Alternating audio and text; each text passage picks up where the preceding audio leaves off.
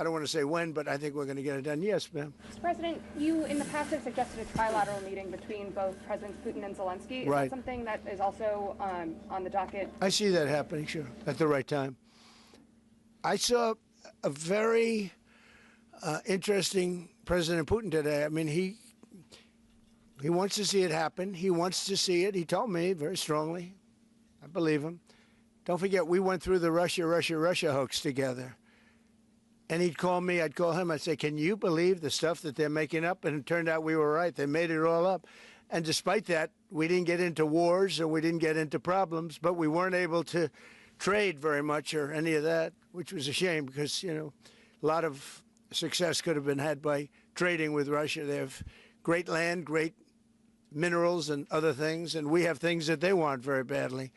But the Russia hoax, which was a terrible, made-up, fictional thing by Crooked Hillary and by Adam Shifty Schiff and bad people, sick people. They made it up. It was all a made-up hoax. But it kept us really from dealing with Russia, kept Russia dealing, you know, from dealing with us. So, but despite that, we got along. And I don't know, I think we're going to get there. I know him very well. I think we're going to get there. Discuss any time, location, meeting place? Yeah, we're discussing a lot of things. No, look, I was on the phone with him for almost, I guess, 2.5 hours, they're just telling me now. It's a long time. We discussed a lot of things. We didn't talk about the weather. We weren't talking about what a beautiful day it is in Palm Beach, Florida. Yes. Trump, President Zelensky mentioned maybe a meeting with European leaders back in Washington. Would that be in the next few weeks? Well, in Washington or someplace, yeah. These leaders that I just read, these are great people. You know, they've spent a lot of money on helping Ukraine.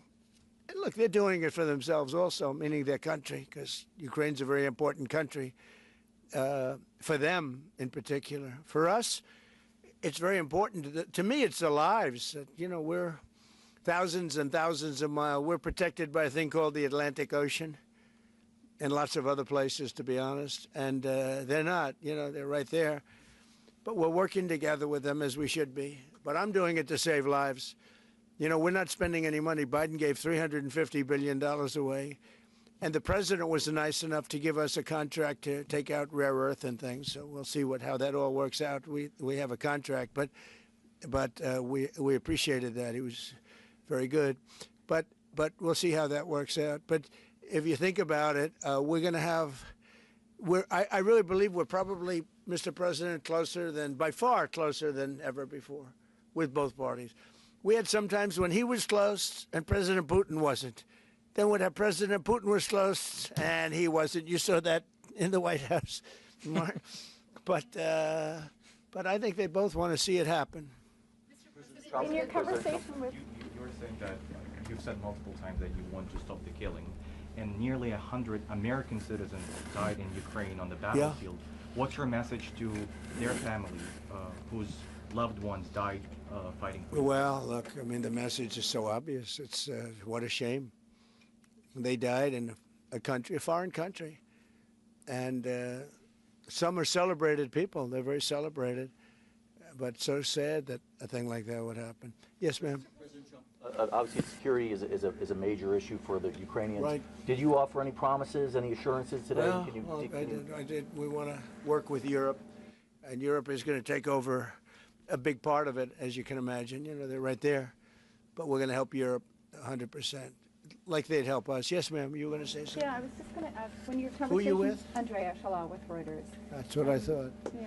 So in your conversation with President Putin, did you discuss what responsibility Russia will have for any kind of reconstruction of Ukraine post an agreement? I did. They're going to be helping. Russia's going to be helping.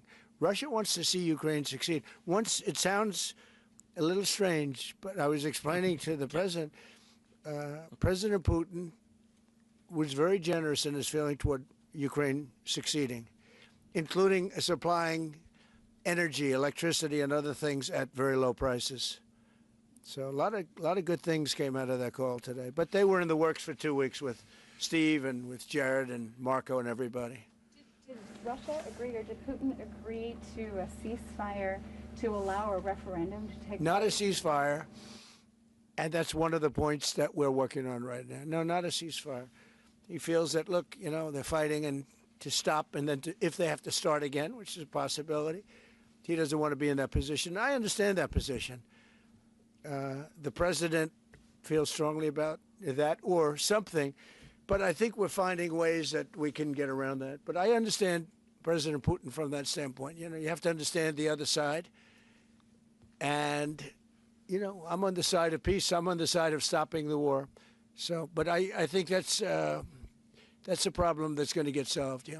Would people who live outside of Ukrainians who fled during the war be allowed to participate in the referendum?